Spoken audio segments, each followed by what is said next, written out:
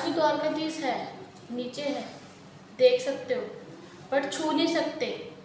द्वारकाधीश किस लिए गया मार, किस लिए डूबा था? सिर्फ एक पानी के लिए। उनको पानी पीना था मीठा, इसी वजह से उन्होंने ऐसा चक्र घुमाया।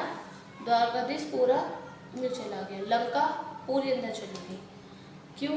रावण को राम से डर नहीं था, रावण को शिव जी से भी डर नहीं था, क्योंकि उन्होंने बाप समझ के सर काट के अपने को करे थे। तो भाई इसी से सीख लो यार, हमें मत परेशान करो।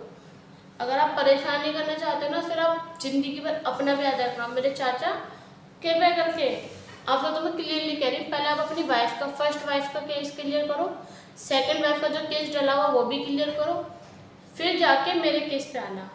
मेरी मम्मी को उंगली नहीं उठा सकते आप। मेरी मम्मी पे जो उंगली उठाता है मैं उसका हाथ भी काटने के दिन रखती हूँ, क्योंकि याद रखना, लंका भी एक औरत की वजह से जली थी जो डूबी थी, द्वारकाधीश भी एक औरत की वजह से डूबी थी। उसे प्यास लगी थी और उन्होंने पानी निकाल दिया था। साथ के साथ महाभारत भी एक औरत की वजह से ही हुई थी। तो आप पहले अपने घर की औरत को लक्ष्मी बनाओ, फिर दूसरे की माँ पे आना। अब मेरी माँ है, वो कोई छोटी मोटी चीज़ नहीं है, आप बोल दोगे मैं छोड़ दूँगी, बिल्कुल भी नहीं। फिर चाहे इसमें त्रिलोकपुरी की बात है, दिल्ली क्या है, हरियाणा क्या है, यूपी क्या है, कहीं की भी है, आई डोंट केयर, मुझे कोई मतलब नहीं है। और जो मेरी मौसी की लड़की, भाई आप अपना रिश्ता बचाओ तो बहुत अच्छा होगा। और आपके भी नई नई भाभी आई है, आप उन पर ध्यान दो तो और भी बेटर होगा, ठीक है। आप उनके जो पीछे से चुगली करते हो ना कि ऐसी है वैसी है, फलाना है ढिमकाना, सब सुनिए मैंने सबके आंखों पर बैठ के। अगर मैं आपसे कुछ कह नहीं रही तो उसका मतलब ये नहीं कि मैं पागल हूँ।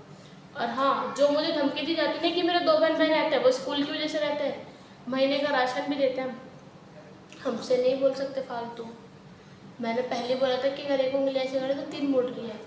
उनका राशन जाता है, पैसे जाते हैं, स्कूल का सारा खर्चा भी देखते हैं। अगर मेरा भाई मौसी का लड़का अगर उनको 10 रुपये की चीज़ लेके आता है ना वो कुछ, तो 100 रुपये मेरे से ऑनलाइन भी मांग लेता है। चाहो तो स्क्रीन पर सारी पेमेंट डिटेल भेज दूंगी, तो मुझसे मत लड़ना तो बेहतर होगा।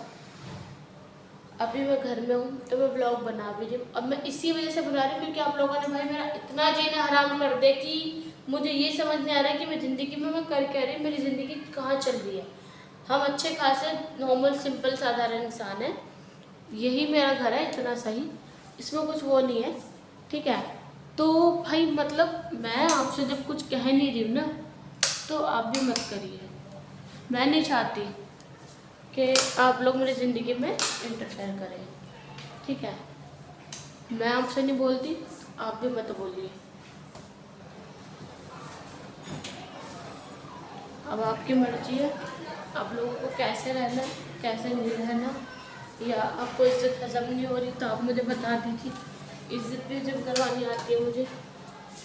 और इतना तो आप देख ही चुके हैं कि ज़िंदगी में मेरे में कितना अच्छा टाइम आ रहा है नहीं आ रहा।